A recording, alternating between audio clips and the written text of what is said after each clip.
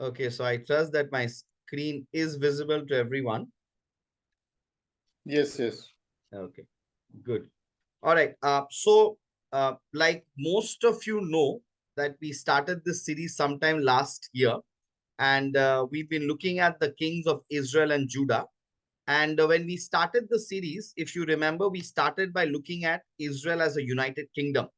So when Israel as a nation was established, it was a united kingdom, all 12 tribes together. Saul was the first king, David the second, Solomon was the third. And we have a tendency to really celebrate David and Solomon and not celebrate Saul. But when we did the study on their life, we realized that each of them were equally flawed. Each of them had a negative aspect and a positive aspect. And a lot of the things that happened in Israel after that, the three are to be blamed this to some extent. Okay, of course, Solomon was more responsible for it, but it was actually started during David's time. Then Solomon went a step ahead, and then his son took it to the extreme. Because of some of those decisions, Israel was divided into two kingdoms, that is, the northern kingdom and the southern kingdom. The northern kingdom was called Israel with 10 tribes. The southern kingdom was called Judah with just two tribes. Okay. And so henceforth, every time Israel is referred to, it's connected with the northern tribe. And every time Judah is referred to, it is the southern tribe. So that's how the division happened. And one of the things we need to remember is that most of the Old Testament, be it the historic books, be it the prophets, most of it actually happened during this period. All the prophets, or not all, most of the prophets, you see Isaiah, you see Jeremiah, you see Ezekiel, Amos, Micah, all of the prophets actually happened during this time when the kings ruled Israel and Judah.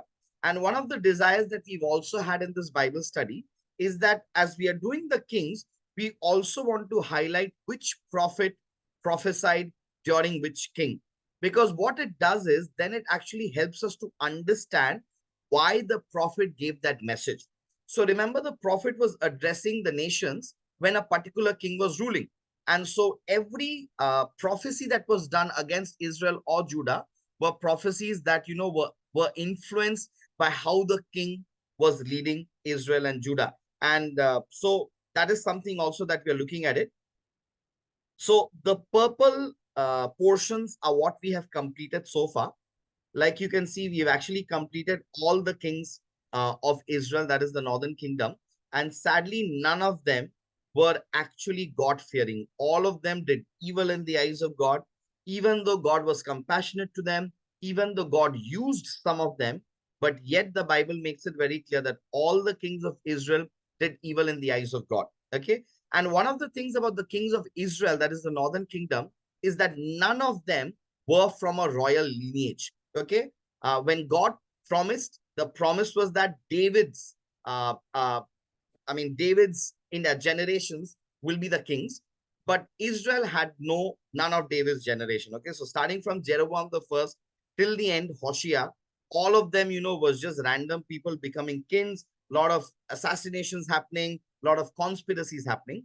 And then when you look at that side, you recognize that, these were some of the prophets that actually prophesied during that time. Elijah, Elisha were concentrating on the northern kingdom of Israel. You have Amos, you have Jonah, you have Hoshea, all of them prophesying directly to the northern kingdom of Israel. Okay. And then when you look at the southern side, Judah, you recognize that, it starts with Isaiah and Micah.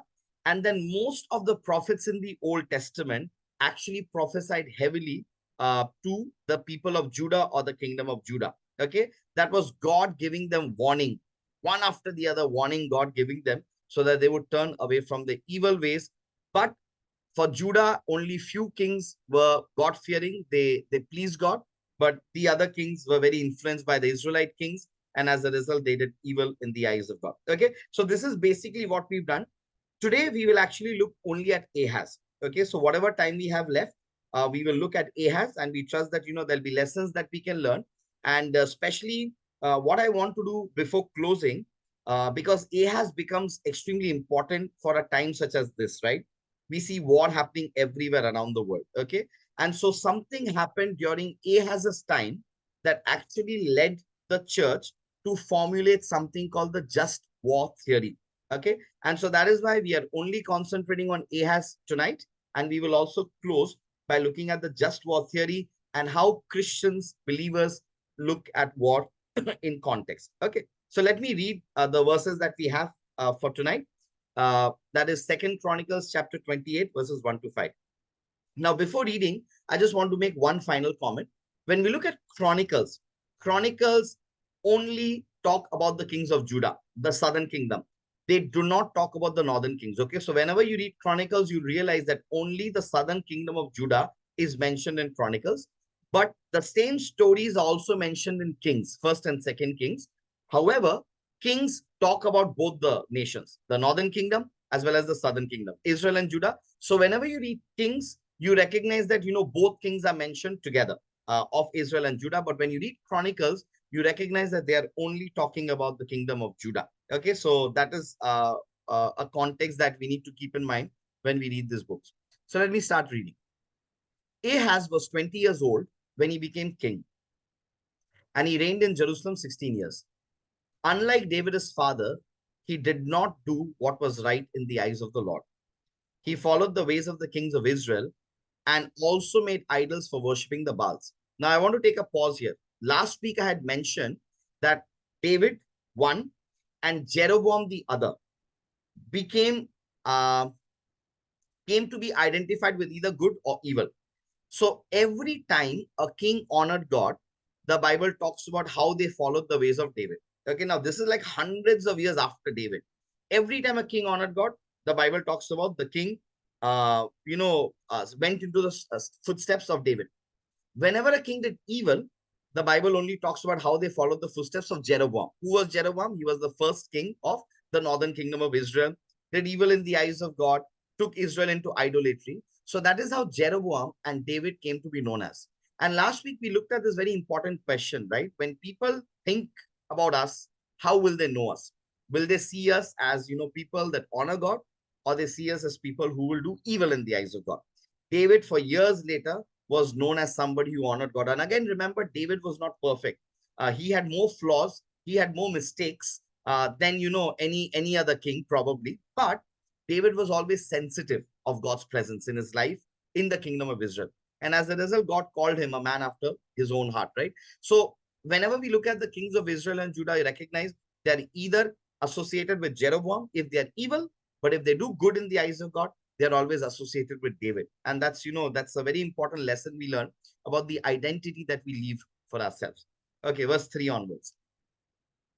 Ahaz burned sacrifices in the valley of Ben Hinnom and sacrificed his children in the fire, engaging in the detestable practices of the nations the Lord had driven out before the Israelites. He offered sacrifices and burnt incense at the high places, on the hilltops and under every spreading tree. Therefore, the Lord his God delivered him into the hands of the king of Aram. The Arameans defeated him and took many of his people as prisoners and brought them to Damascus. He was also given into the hands of the king of Israel, who inflicted heavy casualties on him. Now, I want you to remember this part, okay? That is why I put it in blue, because this will lead us to the just war theory that the church had formulated in medieval times, okay?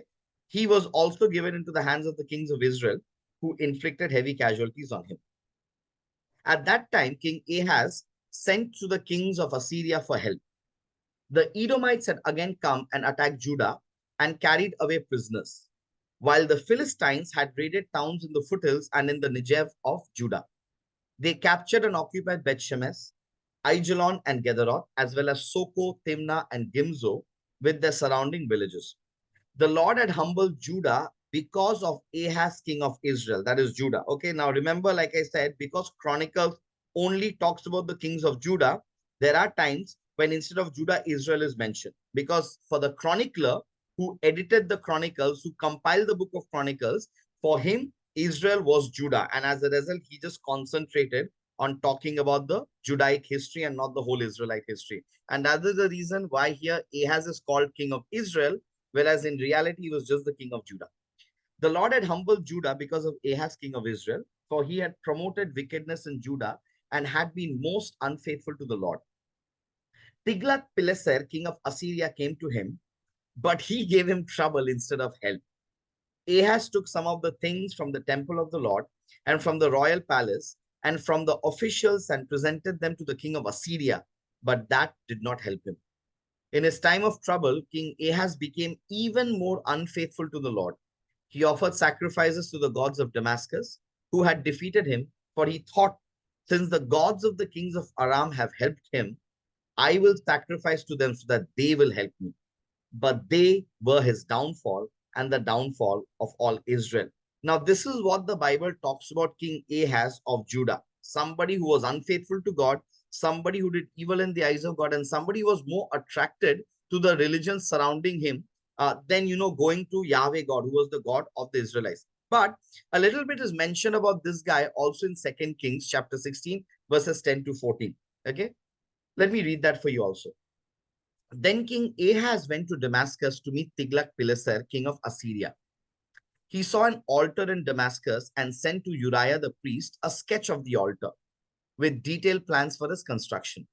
So Uriah the priest built an altar in accordance with all the plans that King Ahaz had sent from Damascus and finished it before King Ahaz returned.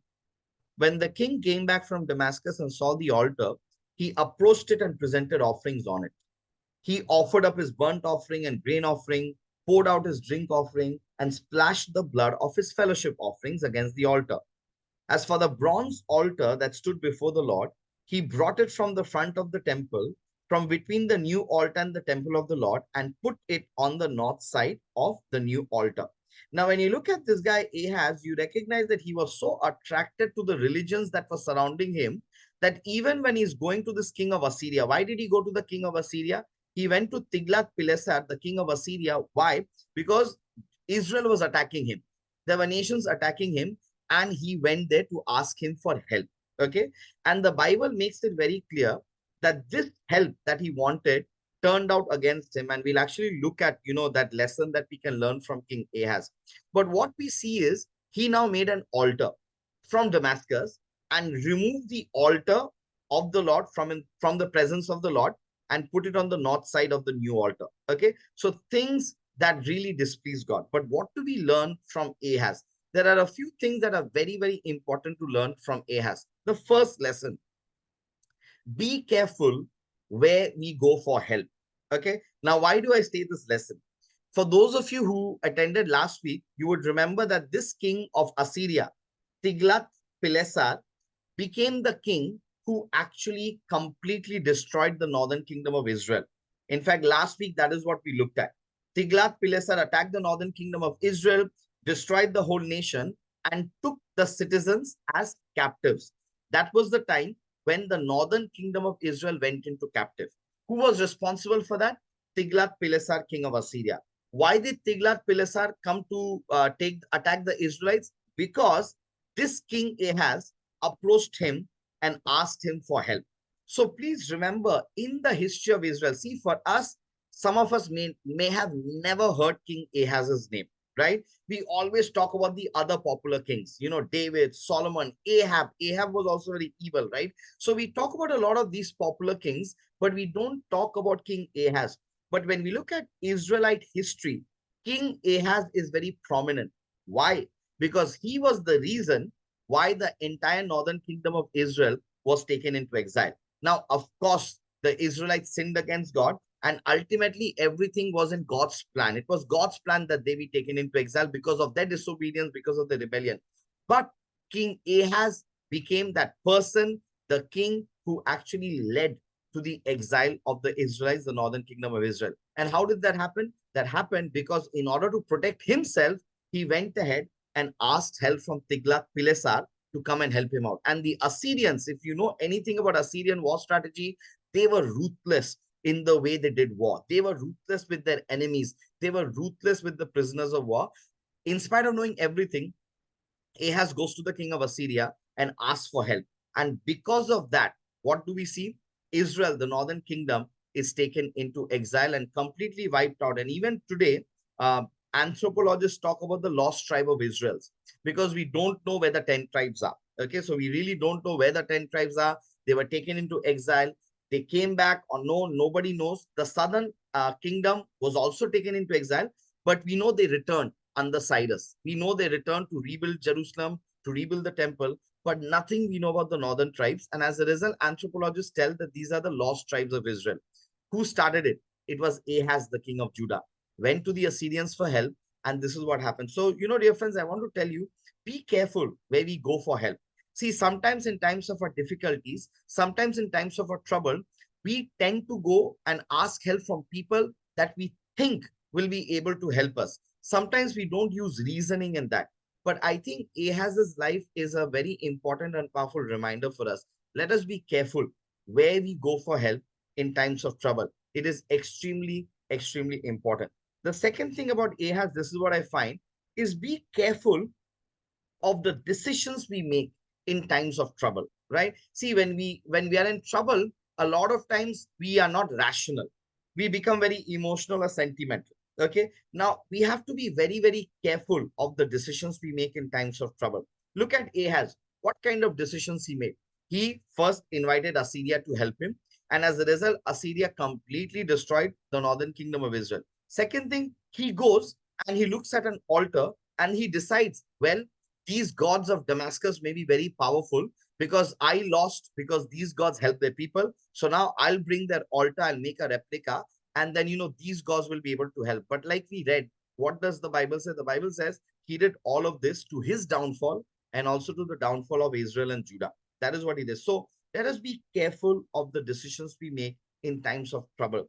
We don't know Ahaz so much, but Israelite history looks at Ahaz as somebody who was actually responsible for the downfall of both Israel and Judah because of some of the decisions he made in times of trouble. He was quite a powerful king. Military strategy, very good. But the problem is that instead of going to God, he began to look at other things. And those were the decisions that he made. See, Israel history makes it very clear that when the Israelites disobeyed God, he sent invaders, he sent enemies, but every time they repented, God was merciful to them, God was gracious to them, and God gave them prosperity, God restored them, God made them strong. All of that is there in Israelite history. And these were also written in the annals of the kings of Judah and Israel. The court accounts, all of these were written. But here is Ahaz, who has no regard for what has happened in the past, made decisions, went to the wrong people for help, and this guy actually became the reason for the downfall of Israel as well as Judah. Israel went into exile because of him. Judah went down the road of destruction because of him. However, next week, God willing, when we come back, it will be very interesting to see what his son did. His son was King Hezekiah, one of the most spiritual and God honoring kings in the history of Judah. Okay. And it is so interesting that Ahaz's son, Hezekiah, would become, one of the most God honoring kings in the history of Judah. Okay. But when you look at Ahaz, the father, you recognize some of the bad decisions he made in times of trouble. And we recognize that he was not careful from where he asked for help and from where he went to help. Okay. So I think these two lessons are extremely important for us from Ahaz. Be careful when we go for help and be careful of the decisions we make in times of trouble. Okay. Now, very quickly, let me talk to you about another incident that's Chronicles talks about this king Ahaz. Okay. And then from this, we learn about a just war theory that, the church has formulated. And a lot of times, because we believers are not aware of it, there is a lot of confusion that we get in times of war and stuff like that. Okay. In one day, Pekah, son of Remaliah, killed 120,000 soldiers in Judah because Judah had forsaken the Lord, the God of their ancestors. Now, who's Pekah? Pekah at that time was the king of Israel, the northern kingdom of Israel. Again, a very evil person, but then God used him to judge the southern kingdom of Judah. Verse 7 says, Zikri, an Ephraimite warrior, killed Maaseiah, the king's son. Azrikam, the officer in charge of the palace, and Elkanah, second to the king. The men of Israel took captive from their fellow Israelites who were from Judah 200,000 wives, sons, and daughters. They also took a great deal of plunder, which they carried back to Samaria. But a prophet of the Lord named Oded was there, and he went out to meet the army when it returned to Samaria. He said to them, Because the Lord, the God of your ancestors, was angry with Judah, he gave them into your hand, but you have slaughtered them in a rage that reaches to heaven. And now you intend to make the men and women of Judah and Jerusalem your slaves. But aren't you also guilty of sins against the Lord your God? Now listen to me. Send back your fellow Israelites you have taken as prisoners, for the Lord's fierce anger rests on you. Then some of the leaders in Ephraim, Azariah son of Jehohanan, Berechiah son of Meshilemoth, Jehizkiah son of Shalom, and Amasa son of Hadlai, confronted those who were arriving from the war. You must not bring those prisoners here, they said, or we will be guilty before the Lord. Do you intend to add to our sin and guilt? For our guilt is already great, and his fierce anger rests on Israel. So the soldiers gave up the prisoners and plunder in the presence of the officials and all the assembly. The men designated by name took the prisoners, and from the plunder they clothed all who were naked. They provided them with clothes and sandals, food and drink and healing balm. All those who were weak, they put on donkeys. So they put them back to their fellow Israelites at Jericho. So they took them back to their fellow Israelites at Jericho, the city of palms, and returned to Samaria. So this was actually a war between the northern kingdom of Israel and the southern kingdom of Judah. Okay, Ahaz was the king in Judah, Pekah was the king in Israel, and this is what happened. And you recognize what they did, right? God made sure that Judah lost the battle because God wanted to punish them. God wanted to judge them. But what did the Israelites do? They went far ahead, right? Their rage, their anger, the ferocity reached the heavens, right? They were ruthless. And you recognize God was not happy with it. And one of the things we need to recognize that, listen, when God gives us responsibilities, God puts us in positions of power, we should not misuse that power. We should not misuse that responsibility because God does not like it. For the Israelites, they forgot that. For the Israelites, they thought that the people of Judah need to be treated like this. They deserve to be treated like this. We are stronger than them. But it was not them. It was God who did that to them, right? It was God who was working behind the scenes. So we need to remember that when God puts us in positions of power, in responsibility, we should never misuse that. We should never mistreat people just because it is in our power to do that. Okay, this displeases God. And here we see that this displeased God. But to the credit of the Israelites, they actually for once obeyed God. When the prophet came, they listened to him. When the leader said, the officials said, they listened to them, and they actually gave dignity to all the people of Judah who were taken as prisoners, right? Now, from this, we come into this just war theory that was actually formulated by Saint Augustine, who is an early church father. Saint Augustine formulated this just war theory simply because he was living in an era when war was very common, kingdoms were fighting against one another. And so Saint Augustine had a very important question that was placed with him. That is, number one, what should be the Christian view? That means if a soldier is a Christian, what should the soldier do in times of war? Can the soldier kill the enemy, or what should the soldier do? So these were questions that St. Augustine was faced with. And as a result, taking from this incident in Second Chronicles, St. Augustine kind of formulated the just war theory that is being followed by churches all over the world, keeping this in mind. And that also, I'm sure, will give a lot of clarity to us in the way we look at war. Okay. Now, what is just war? Remember, in the Old Testament, there were a lot of wars that were happening. And so these wars have also become the reason for criticism by skeptics.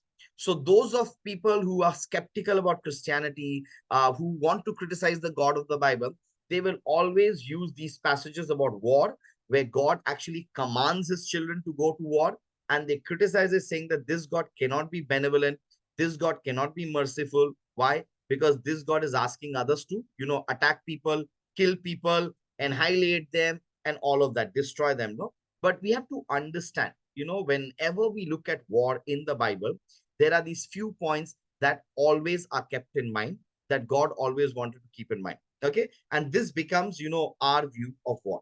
The first thing about the just war theory that Saint Augustine propagated is, number one, whenever it is possible, avoid war.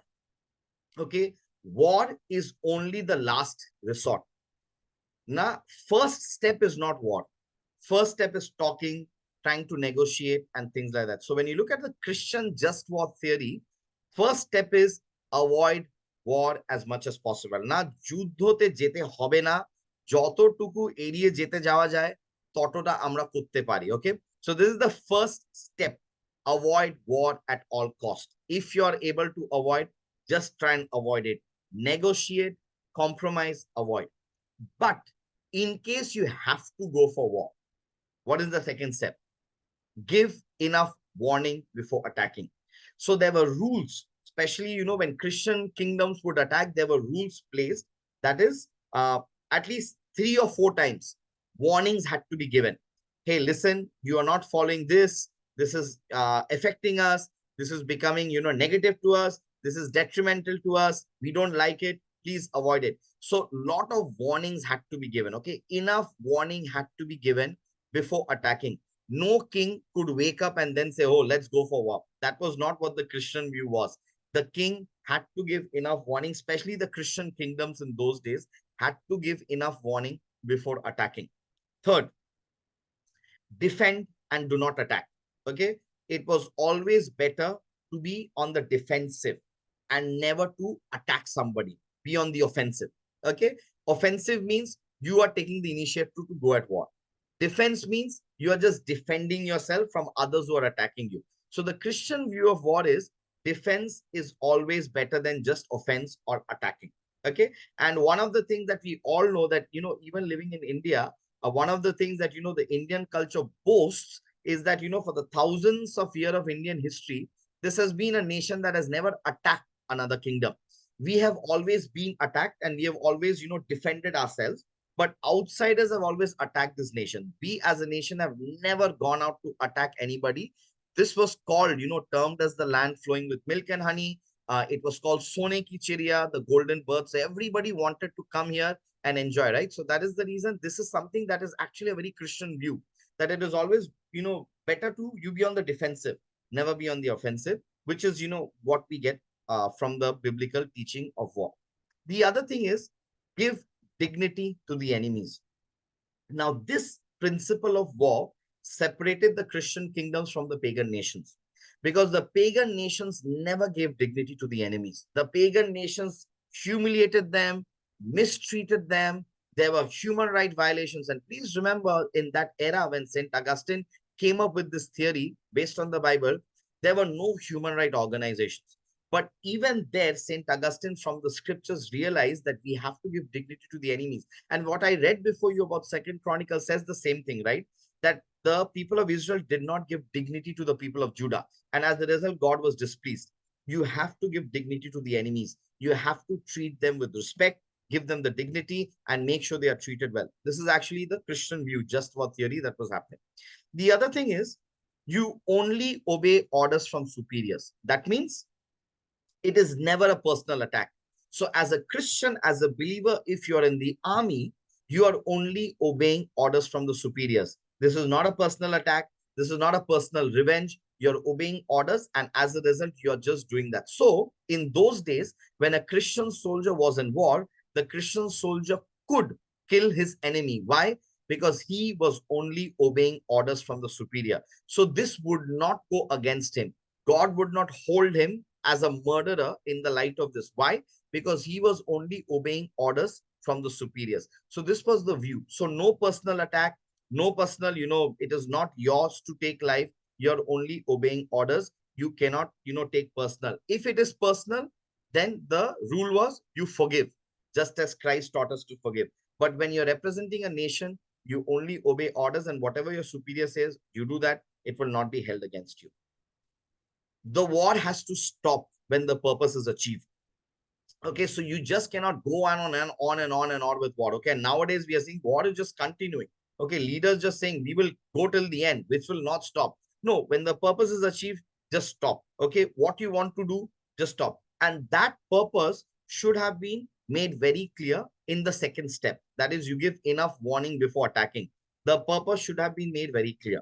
When the purpose is made clear, everybody knows the purpose is achieved, you stop the war. Now the problem is no nation wants to tell what the purpose is, because they know once the purpose is achieved, everybody will tell them to stop the war. So nobody wants to clarify that. But the Christian view is stop when purpose is achieved. The other thing, church must not get involved in war. Okay. So in those days, remember, the church was in the heat of the war, right? The church was in the middle of the war. Church must not get involved in war. And this is where, the separation of church and state happened. This is where the separation of religion and politics happened. Church must not get involved in war. So what is the church's purpose? What is the church's role in the war? Church must only provide spiritual support during the war. So the pastor must not run away. Okay. So the pastor or the priest, whoever was there, had to stay with the congregation, had to provide spiritual support, pray with them, be with them. No matter how dangerous the situation is, the pastor could not run away. The pastor had to stay and support the church, support the congregation with spiritual support. So this is what in gist, okay, in simple, what the just war theory, how is war justified? Okay, why is war there in the Bible? Okay, what is the Christian view as an army personnel? If I'm a Christian, I'm in the army, how do I take war? This is what the Christian perspective of just war is. First, avoid war. Second, give enough warning before attack. Third, defending is always better than attacking. So do not attack, defend. Give dignity to the enemies. Only obey orders from superiors, no personal attack. Stop when purpose is achieved. Church must not get involved in war, and church must only provide spiritual support during war. Okay, so these are some of the things that I thought from Second Chronicles would be good for us, because Second Chronicles, that passage becomes the basis of the just war theory. Why was God upset with Israel? Because they went too far. Okay, and that became the basis of the Christian idea of a just war. When is the war just? When is the war unjust? These are some of the criteria that we can keep in mind. Is it valid now? It is relevant now? I don't know. We can discuss and maybe you can think about it. But this is what has been the view of what upheld by the church over the past hundreds of years. Okay. So with this, we'll end our study here and I'll give the time over to Pastor Agit.